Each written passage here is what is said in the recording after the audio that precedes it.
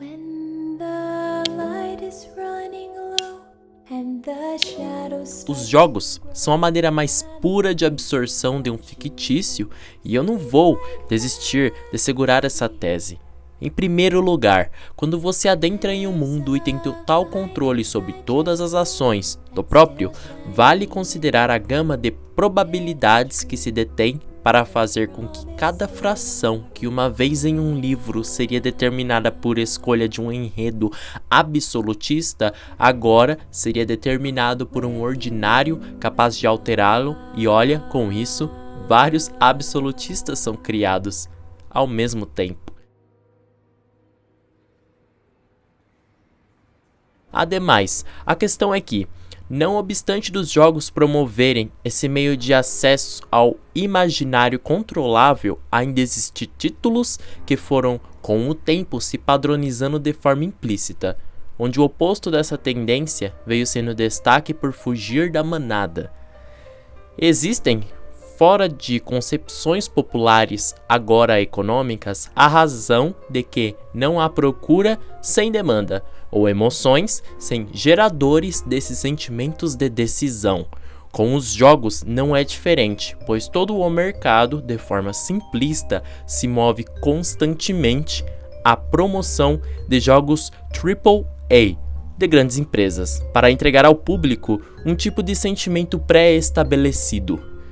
Um exemplo, quando você joga Grand Theft Auto, automaticamente e de forma garantida, você sabe o que irá sentir quando experimentar tal título. Sangue, guerras, carros, assaltos, esses são destaques padronizados que gosto de definir, finalmente, como a prática padrão. No caso, quando temos o controle empírico do jogo, mesmo sem ter experimentado ele ainda.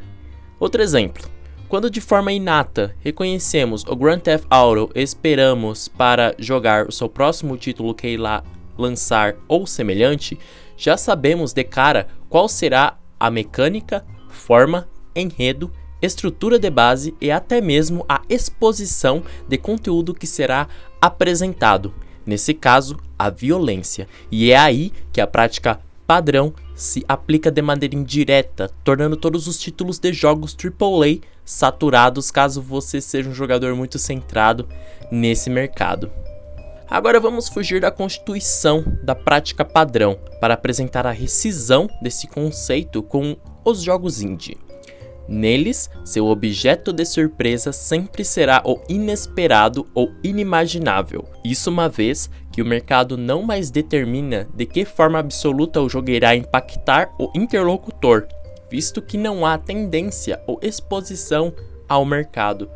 Todavia, essa contradição da prática padrão pode ser rescindida novamente se o jogo estiver em alta tendência. Novamente, vamos usar de exemplo um jogo que se utilizou da prática padrão por um momento, mas depois alargou.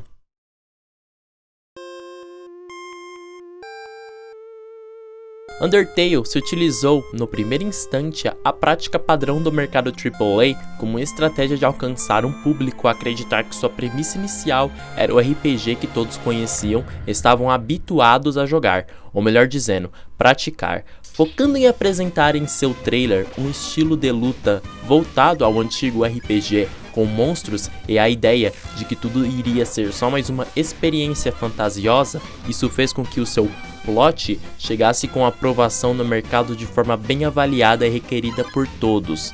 Mal compreendiam esse público, queriam receber algo muito maior do que isso no Kickstarter, uma experiência de verdade.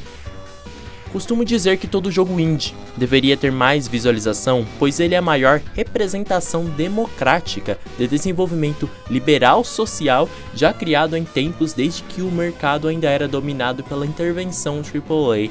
Não somente transcendem um público e desenvolvedores que lutam para ganhar com sua criatividade, como também a promoção constante de uma essência de um videogame. Dado esses conceitos, podemos passar para a concepção de um real jogo. As questões emocionais não só definem aonde o jogo pode chegar, mas até que ponto pode efetivamente e interativamente atingir o psique humano. Fugir da prática padrão pode ser um obstáculo inicial constante, mas não fugir dele no começo pode ser pior. Dada a forma que os jogos determinam seu futuro fictício, temos ainda sobre qual futuro ele irá afetar o interlocutor. Acredito que Undertale não só afetou efetivamente a vida das pessoas porque era divertido, mas porque dava possibilidades quase ilimitadas para o jogador seguir, e é aí que atingimos o outro conceito, que é a ilusão interativa de segmento.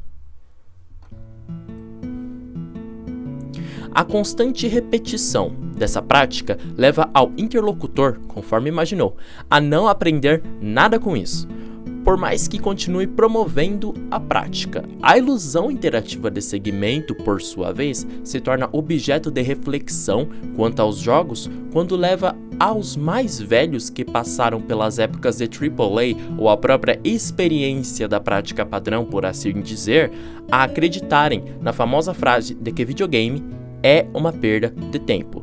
Ora, uma vez que tal geração viveu em um período de curta padronização social, infantil e tendenciosa, é fácil falar isso. A questão dos indies, nesse caso, determina um caminho oposto a essa concepção criada, onde determinada não só o inesperado, mas tem o empoderamento indireto para desvendar que ele mesmo pode atingir o futuro daquele que o joga, apresentando lições de vida que os jogadores não esperavam. Choros que não tinham o controle de segurar sobre seu poder autônomo mostra que o indie é uma cadeia de jogadores a sentir tudo sobre o poder de seu criador, uma vez que todos que são levados pela curiosidade a jogar, ou seja, a prática padrão, são oportunamente pegos de surpresa, a ilusão interativa de segmento, e levados a perder sua liberdade humana por causa de um jogo que emocionalmente os atinge.